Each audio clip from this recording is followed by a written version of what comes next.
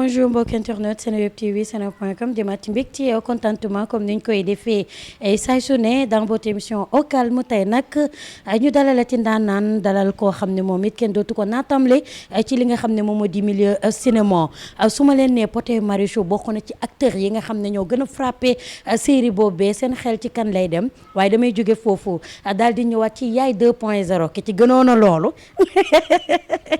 comme dama ko sonal donc ñu ngi toog ak ki nga xam ne moo di Rose Sala moom la ñu daal di toogal tey di acteur waaye itamit di metteur en scène laa ko mën a tuddee wala producteur en tout cas lépp la moom mu ngi il est dans tout tey moom la ñu daal di dalal suñu émission au calme invité nuyu naa la. fay naa lu baax Nabou. ci la yàgg sonal nag mais bon. ah tu es mon grand frère. dafa yàgg ça fait plaisir vraiment merci beaucoup. am mbégte contentement dalal la fekk si le tournage. mais c'est partagé vraiment. ñu bàyyi la nga nuyoog mbokk internet yi. waaw salaamaaleykum adduna salaamaaleykum Sénégal mbokk internet yi Seneweb. je suis Roger comme elle l'a dit Roger Sala acteur. comédien voix off et aussi coach d'acteur nekkaguma nag metteur en scène parce que bon même si coach d'acteur day intervenir mën na intervenir si mise en scène. est-ce que am na différence sax. waaw am na différence coach d'acteur temps yi mooy kii de. temps yaay lekk sa xaalis je suis coach d'acteur au niveau de Calista Production est-ce que doo bàyyi donc voilà merci. mu ngi noonu donc tey ñëw fekk si la nag sa tournage bi nga xam ne moom moo di K-Enza ñu gis ne malgré at yi nga xam ne toog nga ko gisuñu la ci plateforme Marodi TV ñu am mbégte ak contentement ak séenaat la ci série bu mag bi di K-Enza déjà yow sa digganteeg Marodi kenn dootu ko naatamle waaye waxaat du bari wax seen diggante lan la. suñuy diggante je vais dire xaritoo la d'abord. ak liggéey. parce que man tey Sénégal bu ñu ma xamee tey. Marodi moo tax mais commencé wu ma Marodi. parce que j'ai commencé d'abord par faire du cinéma en faisant benn court métrage bu tudd Un air de Cora ak Angèle Diaban man fa laa commencé après Marodi li ma fa dugaloon doublage de voix la woon. après ñu gis ni sama profil intéressant na ñu proposé ma casting wu d'abord série Nafi. waaw je me rappelle Nafi moom lañ ma njëkk casting. ñu jël ma ci et puis Pod et Marichou figuration la commencé woon. après nag rôle bi dem ba évoluer donc Marodi mag ñoom.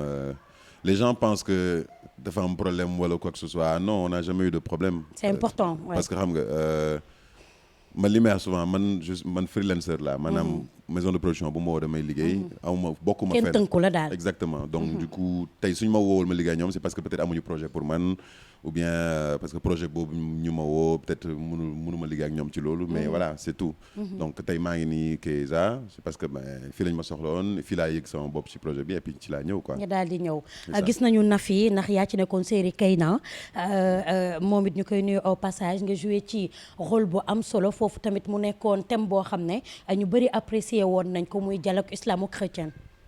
Tout à fait non mais en fait ce qui est bien avec Marodi c'est que parfois xam nga ils osent parler de sujets yoo xamante ne gars yi duñ ko wax. et man de ma carrière fii nii su ma jëlee tey les séries sénégalaises. yoo xamante ne peut-être Sénégal mënuñ ma xamee. majeure partie projet rôle yi ma jël yëpp c'est vraiment des rôles yoo xamante ne am na histoire derrière quoi. des histoires qui portent et parlant de Nafi bi ngay wax. ak le Roger où je porte vraiment mon nom. voilà ça parle de dialogue islamo-chrétien boobu c'est quelque chose qui m'a beaucoup touché parce que tey lu mu dee dañ nekk dëkk boo xamante ne loolu mënul ñàkk. parce que Sénégal chrétien ak musulman dañuy dëkkandoo tey da ngay jaawale sax chrétien bi ak musulman bi tellement il y a une symbiose seen biir donc du coup c'est normal que diggante relation di demalante boobu di am quoi donc c'était pour ça ils avaient parlé un peu de ce projet là enfin de ce sujet plutôt pour gars yi gis seen bopp et puis gën ci bàyyi xel quoi macha allah mu nekkoon projet bu nice ñëpp bëggoon ko apprécier ko vraiment ñu jóge ci Nafi di dem ñu gis la ci 4e saison je pense Pod et Marichou ou 3e saison Pod et Marichou nga ñëw tamit génne ci sa beneen facette woyu lu bi bandi lu bi yow da nga commencé tu recommences nga mosoo nekk bandi man mosuma nekk bandi du ma bandi man nit dong là je m'appelle Roger je suis un citoyen sénégalais chrétien et puis voilà amuma benn problème. D'accord. Les rôles que je porte n'ont rien à voir avec moi moo tax j'aime bien gars yi suñu ma nee diw ma ne ko non diw mu ngi télé ba man bokkuma ak diw donc voilà ça fait plaisir de Pod et Marichou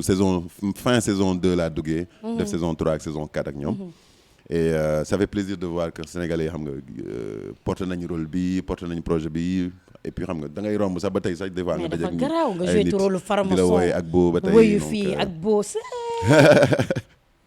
kay maa ngi yow waxtaan kenn dégguñu laaloo ci dara wàllu formation et tout. non après tam mën na nekk xam nga man moom dama xaw a doy waar. tout est possible de ndax rôle bi ni ko joué ak ni mu réussir. non mais voilà c'est bon, après en fait man je suis quelqu'un koo xamante ne rôle bu ñu ma mënti jox damay gëstu rôle bi ndeysaan xam nga xool un peu ban façon rôle lan lay wax lan mooy tenant et aboutissant enjeu yi ak affaire demee noonu du coup su ma ko porté nit ñi gën ci dugg ba gis seen bopp ba fàtte ni sax rôle la woon pour man loolu mooy et puis c'est un peu ça le but du cinéma c'est quelque part de faire oublier l'imaginaire parce que imaginaire la quoi xam nga tey nit ñi bu ñu koy seetaan war nañu fàtte ni lii imaginaire la dugg ci mbir mi et puis xam nga épouser vraiment projet bi ak sujet bu ñu nekk mu nekkoon rôle bu difficile rôle bu metti lan moo la motiver woon ba tey nga réussir li nga xam ne moom moo di rôle bi. Ben, comme je l'ai dit, recherche sur les projets. Déjà, c'est un rôle qui me parlait. Parce que man, tey, du ma jël loo xamante ne ça ne me parle pas. Man, côté boobu nag, je suis assez méticuleux. Projet moom projet ak lu mu ëpp xaalis ak lu mu mënti kii si ça ne me parle pas man su dee man yëguma ci sama bopp du ma ko def. Parce que risque la quoi. Des fois nga jël projet boo xam ne yëgoo ci sa bopp mu jéem après nga am ci yeneen problème et cetera. Il y a aussi la santé mentale bu ñuy waxee tout. Il y a pas mal de paramètres yoo xamante ne c'est à prendre en compte. Donc tey booy dugg ci benn mbir na la leer ni mbir mi pare nga pour dugg ci. parce que fii amul benn acteur bu ñuy forcer rôle. loolu souvent am koy wax quoi amul benn acteur bu ñu forcer rôle tey man Pod et Marichou le rôle de Agbo kenn forcé wu ma ko dañ ma ko proposé. expliqué ma xool ni lii neex na ma mën naa kii et cetera et puis ma jël ko quoi. donc nga daal di ñëw rek naturellement mu daal di jàll. c'est ça. mention spéciale mais après parce que sénégalais dafa tàmm dañoo sentimental ba mu ëpp donc yenn rôle yi garaaw yi bu ñu koy gis ci nit dañuy dem ba jàpp ne réalité la ba dañuy jàpp ne yow naturellement noonu nga mel daaw ci woon dund ay difficultés ci mbedd yi à travers wala. mais loolu ci laa dëkk loolu moom amul kenn kuy jël rôle bandit wala un rôle controversé. Dans un projet ba xamante nga ñii seraan ko nga jënd genn du ci wax. loolu c'est tout à fait normal. Après tout dépend de comment yow tu appréhendes les gens. yow xam nga saafante ak ñoom expliquer leen carrément parce que xam nga li may wax souvent Sénégal. majeure partie nit ñi waxuma ñëpp nag majeure partie ñi amuñu culture cinématographique. Tout à fait. donc léegi nag moo tax ils ont du mal à faire une différence entre le personnage et la personne. Et la personne, ça c'est vrai. moo tax sax d'ailleurs suñu jënee ñu naan théâtre kat baa ngi nii. donc ça veut dire que tey dañu nekk ci benn système boo xamante ne ba tey jëndagul ci bopp ñi. Tout à fait. ba les gens ont du mal certains daal ñoo lay woowee acteur. mais la majeure partie des gens en fait ne t'appellent pas acteur donc ça veut dire que tey dafa am liggéey boo xamante ne dañu ko war a def ñun acteurs yi. ànd ci ak maison de production yi. pour que gars yi mën a comprendre li ñuy def liggéey la. et qu'il y a des messages qu'on cherche à faire comprendre il y a aussi des sujets qu'on cherche à poser sur la table. qui méritent réflexion et que ñëpp gis ci seen bopp. et puis xam nga gars yi partagé ko quoi. c'est important mais lan lañ ci mës a wax ci mbedd bi loo xam ne énervé na la jusqu'à présent. non en fait mësuñu ma wax dara mais. ñii dañuy ñëw ci man avec une certaine violence wala benn kii xam nga des fois nga taxaw boutique sax di jën nit ñëw fëgg la dóor la xam nga mais bon pour man quelque part c'est normal parce que xam nga des fois xam nga euphorie bi moo leen jàpp dañuy dugg tellement ci liggéey bi ngay def mais li may wax souvent nit ñi rek am na ñi nga xam ne des fois ñoo koy tey parce qu'ils veulent créer quelque chose benn relationnel. mais li may wax souvent nit ñi rek la plupart du temps soo demee ci acteur wala nga dem ci célébrité boo xamante ne dala jànni wala dafa am noo ñëwee ci moom. dëgg la. tout est dans la manière man li may wax souvent ce que j'impose aux gens c'est le respect. c'est important. parce que respect boobu dama la koy delloo ba mu mot sëkk quoi donc tey yow mii di ñëw ci man. xaw ma la. tout à fait. xam nga donc dafa am tam nooy ñëwee ci man. après y a pas de souci man j'ai aucun problème tey romb ci mbedd bi nit woo ma jéggi tali dem wax ak moom et cetera enfin voilà. pour man c'est tout à fait normal parce que tey suñu tollee fi ñu toll nit ñi ñoo tax. non loolu mën naa ko seede nit gën la oyof ci Sénégal nit gën la oyof en tant que célébrité waaye nit gënu ko oyof en tant que acteur man mën naa ko témoin waaye dañuy daal di taxawandi Marodi balaa ñu fay génn di dem feneen ñu woo toogaat comme ni nga ko waxee woowaat la ci projet wu Kenza proposé la rôle Tourbe Elias. mu nekk rôle boo xam ne moom Elias moom briseur de ménage bu mag la. Elias dafa doy waar de. Elias tëkkatu dil Elias lan mooy problème am. man mii sax moom laay wër nii ba tey man mii di wax ak yow. problème Elias problème la parce que xaw ma Elias fekk ñaar ñi nekk seen sëy gu neex nga ni yow rek yow kut ko kut da nga koy daal di yàq. Je pense que dafa am problème mental yooyu noonu. psychologiquement normalul de je pense parce que même man mii sax des fois damay toog scénario yi ma lire xool. reetaan ma ne mais lii nit dina ko def. est-ce que nit ko normal est-ce que lii nit ko normal parce que même man sax des fois dafa may jaaxal quoi. mais comme li ñu wax rek c'est le jeu. On se prête au jeu. Et puis tey c'est des sujets d'actualité quoi. xam nga tey am na ay ménages yu bëri am na ay femmes yu bëri am na ay couples yu bëri yoo xam ne yi la ñuy dund. benn ex bu jógee fa lay ñëwaat wala xam nga un gars koo xamante ne.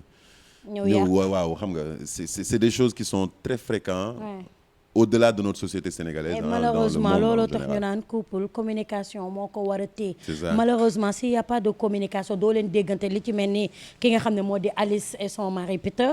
Malgré que yaa ngi jaxase ci suuf mais ñoom bu ñu. non du man malgré Elias mu ngi jaxase. waaw d'accord tu vois fii lay commencer li laa doon wax sànq. donc yaa ngi nii ñaa man maa ngi jaxase man jaxase wu ma kenn.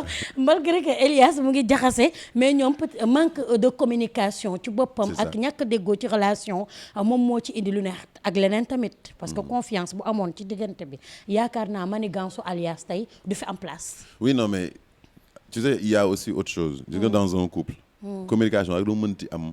tout ça foog benn compréhension mutuelle di am. ci entre les couples parce que tey des fois entre couples da ngeen di traverser ay phases yoo xamante ne. day compliqué ba nit ki li mu lay wax doo ko mën a dégg. dëgg la et puis il y a aussi autre chose lu ñuy di fàtte. mooy balaa ngay dugg ci sëy. wala ngay dugg ci relation. foog mu fekk nga pare yow li nga nekkoon nga pare yow relation bi nga nekkoon parce que am na ñoo xamante ne dañuy traîner lu ñu woowee ils traînent des casseroles.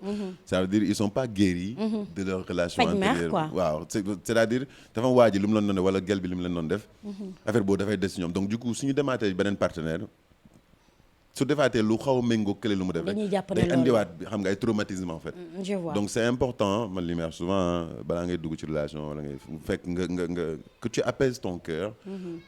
que tu fasses la paix avec toi-même. par rapport ak relation bi nga nekkoon mu leer na la ci li ngay dugg gaañ bii ngay nekkal wala femme bi ngay nekkal bokkul ak ki nga nekkal. waaw c'est important. tu vois avant tout ça les histoires de compréhension relation communication faut que déjà toi.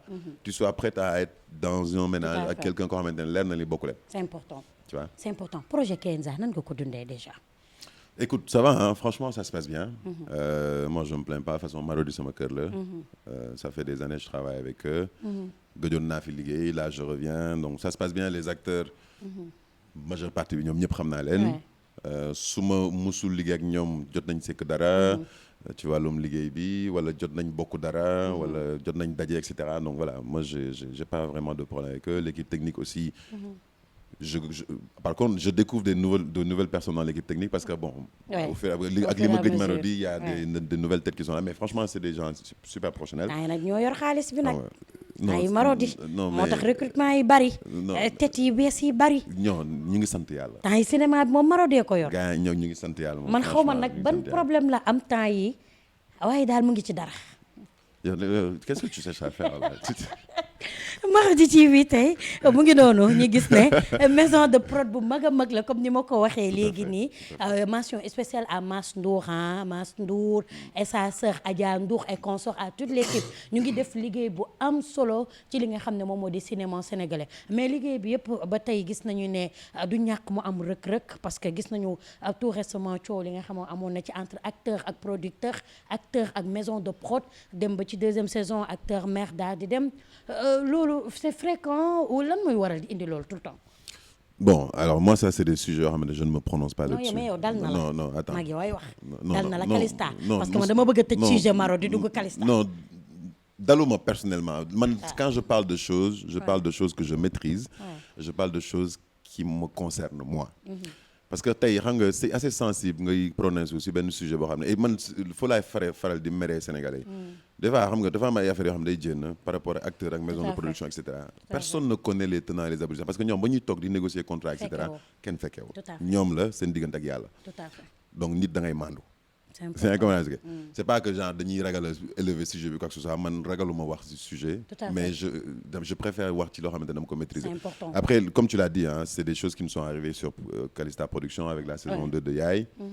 Voilà ça c'est des problèmes de production qui arrivent souvent des fois xam nga acteur nga dem ba ci biir doo dégg ak production wala production tam mu bëgg changer et cetera donc c'est des choses yoo xamante ne qui arrivent quoi qui sont fréquentes mais il faut pas que les gens jette le discrédit sur la maison de production C'est ou bien important. jette le discrédit sur l'acteur etc parce que xamoo fan la tooñ bi féetee ou quoi que ce Les soit. tenants et les Pour moi, ce aboutissements. qui est important, c'est de voir un peu comment est-ce qu'on peut soutenir ces acteurs-là, soutenir ces productions-là, pour que production yi gën a jëm kanam. Parce que tey lépp lu ñuy def, c'est pour le bien de la société sénégalaise et pour le bien du cinéma sénégalais en général.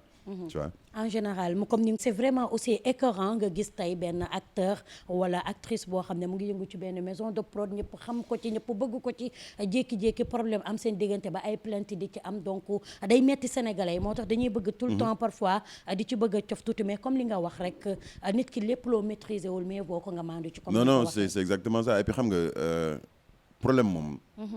du xaaj du jeex gis nga Tout à lépp fait. luy wàllum contrat.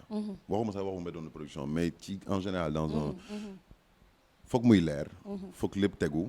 et puis nit ñi di communiquer di teel a yëgal nit ñi et C'est cetera important. ça c'est des choses yoo xamante ne il faudrait que partout dans le monde que les choses se passent comme ça parce que loolu day tax après suba ay su ma xamoon wala waxoo ma woon lii et cetera du am.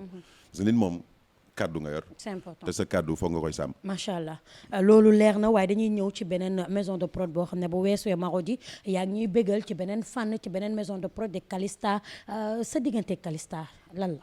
Calista c'est une amie c'est une sœur.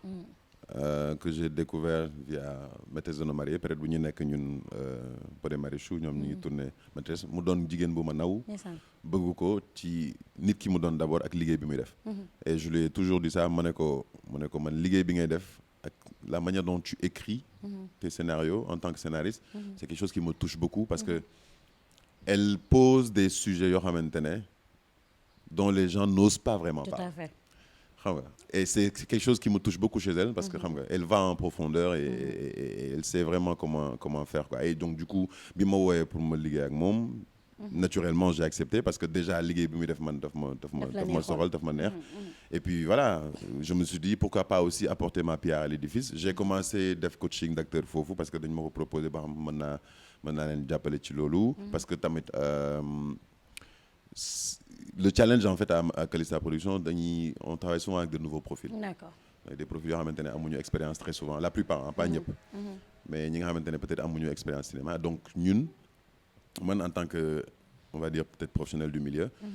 tey c'est ma touche c'est ma pierre à l'édifice. xam nga tam coacher peut-être des acteurs partager sama expérience. C'est important. ak yenn acteurs yi et puis xam nga xool un peu nu ñuy affaire jëmale mbiri kanam quoi donc voilà c'est pourquoi je travaille avec eux. D'accord bi nga fay dugg da nga fa duggoon en tant qu'acteur avant ngay bokk ci. acteur équipe de d'abord production c'est ça acteur d'abord lañ ma njëkk a proposé. Ci puis yaay. après pendant acteur bi ñu lañ ma ba xam je peux faire ça. pour le coaching et tout ma ne leen y a pas de souci. li ma waxoon a ngi ni xaalis bi macha allah xaalis baa ngi dugg. amiin yàlla na yokk dafa yor yàlla ñu yokk ñu bokk temps yi lépp moom macha allah. gis naa la de acte mais du ma wax da nga bëgg ma wax beneen kii bi voilà. noppi na ah ok maa ngi yow de. noppi may ma ko maa la ko ñaan tey mu ngi doonu ngeen di def li nga xam ne moom moo di production yu nice tout récemment sa production bi nga mujjee feeñ ci Calista TV su ma juumulee yaay la woon. yaay 2.0 nga joué ci rôle boo xam ne bëri na góor yoo xam ne ñu ngi ci seen biir néegu sëy di ko dund wante ñemewuñ ko jooy fenn nan nga dundee loolu. au début j'étais pas d'accord. pourquoi. mais parce que y a mon ego d'homme.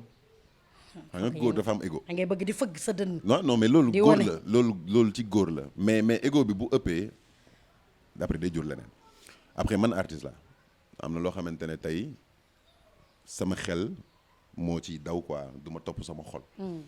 xam nga c'est un sujet au début bu ma ko proposé nee naa ko mais comment ça se fait que oui góor bi mënul am doom nga koy kii affaire yooyu xam nga. après mu expliquer ma c'était quoi un peu les motivations du pourquoi mu bind affaire bi et cetera man tam ma def samay recherches yu bëri je me suis rendu compte que il y a beaucoup d'hommes sénégalais tout à et fait. beaucoup d'hommes dans le monde qui vivent des situations comme ça mais encore une fois ego boobu tax na ba du ñu wax ak seen jabar du ñu dem saytu seen bopp du ñu dem et cetera et je me suis dit pour moi ça va être un honneur et un plaisir de porter ce type de sujet à l'écran pour attirer l'attention des gens ne leen lii de mu ngi xew gars yi nii ak nii lañ ko war a jëlee et cetera mais man personnellement et c'est ce que j'aime un peu dans ma manière de travailler moi avec mes personnages man je suis pas d'accord avec Sanjiri c'est pour prendre un peu le personnage ni mu doxalee avec sa femme et tout parce que man je me dis que bu doon man Roger ma yëg ko dama koy teel a yëgal sama jabar après c'est à elle de voir ba xam bëgg na toog ci sëy bi ou pas mais doo téye nit ki en otage si benn affaire boo xamante ne sa ego ak sa xam nga kii mais après comme on dirait c'est des avis partagés hein moom il a ses raisons man j'ai mes raisons et ainsi de suite quoi d'accord loolu day ñëwaat léegi ci lu ñu waxtaane woon ne en matière de couple communication daf ciy baax parce que du Sandiéré rek moo nëbb jabaram jabar ji aussi nëbb na ko ne amoon na doom nëbb na ko lu bëree bëri donc ça veut dire que maanaam mensonge moo baaxul en fait ci couple c'est exactement ça bon, comme tu l'as dit hein jabar ji tam nëbb na ko ay affaire moom tam nëbb na ko et donc tu vois c'est-à-dire que tey ñoom depuis ca njëlbeen jabar ji teel ko wax déjà mbir mi peut-être tam ragal ou peut-être xam ne da ko doon bañ a ñàkk moom tam mu dem ba yëg affaire bi bañ ko wax peut-être ragal wala tam bañ koo ñaax donc xam nga rek seen relation daal ci mensonge ngeen ko construire ñoom Sandiéré ak Kala man doo ma dugal de man bilaay doo ma dugal li ngay dawee deuxième métti na ma non mais del assumer non du man waaw mais assumer du man fii ma soo du man d'accord tey amoon mbégte vraiment ak contentement merci beaucoup fekk si woon le tournage fas yéene waxtaanee li nga xam ne moom moo di cinéma bi nga xam ne nag wax dëgg yàlla bëgg nga ko waaye mën nga ko lool ndax heure boo génnee rek nit ñi dañuy kontaan ci li nga xam ne moo di jeu d'acteur bi nga xam ne moom ngay daal di wone sa polyvalence moom kenn dootu ko naatamle ci tey ban conseil ngay conseil jeunes yi nga xam ne toog nañu tey bëgg a devenir Roger fii ak ay at wala demain wala après-demain et tout. Merci déjà pour cette opportunité bi nga may toujours de m'exprimer j'aime bien faire des interviews avec toi parce que da nga may pousse affaire yi soof ma mais j'aime quand même parce que c'est assez pertinent de li ngay def et tout da nga te mën nga ca liggéey et puis tu vois toute l'équipe de Seneweb le conseil bi may jox gars yi c'est simple ah man li mu leen di wax rek mooy souvent nit balaa ngay dugg ci mbir foog nga xam lu tax mu nga ciy dugg. dëgg la. parce que c'est un milieu boo xamante ne qui est très complexe. très compliqué. milieu boo xamante ne bëgg kese. du la ci toogloo. tout à fait c'est important. su dee bëgg rek ñëpp a bëgg siiw ñëpp a bëgg def acteur ñëpp a bëgg mais li may souvent vous voulez être des acteurs de cinéma. Vous voulez des stars de cinéma ou vous êtes des acteurs de cinéma c'est deux choses différentes soit on veut être une star ou on veut être un acteur si on veut être un acteur nag dafa am lu mu laaj da ngay dem gëstu xam nga dem formé wu et cetera dajale xam nga les grands de ce milieu xam nga formé wu tout ça xam la c'est quoi les rouages et tout et puis faire des choix de projet c'est important su dee nag les stars nga bëgg nekk lu ñëw jëlal waaw loolu moom waaw di nga doon star moom di nga siiw di nga kii mais xam nga c'est un métier noble boo xamante ne nit ñi dañ ko war a bàyyi di ko fooye di ko ñàkkal fayda foog na ni xam nga c'est parce que les gens passent à la télé que tout est rose non on est des êtres humains ce que nous faisons c'est un travail et merci de nous respecter pour notre travail parce que ñun on va faire tout notre possible en tout cas man de mon côté de vraiment faire monter ce milieu-là ce cinéma-là à un niveau boo xamante ne pour les fans et puis xam nga voilà donc j'encourage tous les jeunes qui veulent faire du cinéma tout le monde peut faire du cinéma tout dépend de yow lan nga ci séntu rek. mu ngi noonu waaye dañuy tëjee benn partie rek muy sa production bi nga mujjee def di plan 3 def ngeen lu nit mësta xalaat def ngeen lu nit du ma ne mësul ko def waaye c'est du jamais vu ñetti meilleurs amis ñu mujj sëy. dégg naa am na de. Roger tamit. Calista nee ko nañu yërëm tuuti. loolu na nga ko wax sa bopp. Calista mu ngi ñuy dégg. Madame Calista yërëm ñu tuuti. Parfois day génn fu kenn dul xalaat. mais ça revient à ce que je disais xam nga ça revient à ce que je disais moom xam nga. ndeysaan. elle est c'est une as des sujets controversés. et je pense que c'est pourquoi les Sénégalais l'aiment donc voilà. mais bravo à vous. merci beaucoup. ñu bàyyi la nga tàggatoo ak mbokk internet Seneweb TV. en tout cas di leen jaajëfal bu baax je remercie encore Seneweb pour cette opportunité. Je remercie Marodi, la maison de production avec laquelle je travaille en ce moment, Calista Productions et toutes les productions avec qui j'ai travaillé. Je remercie tous les fans, tous ces gens qui me suivent, qui me supportent, qui prient pour moi, surtout, c'est important, et qui aiment ce que nous faisons parce que sans vous, nous ne sommes rien. Donc continuez à soutenir ce que nous faisons, continuez à soutenir un peu nos productions.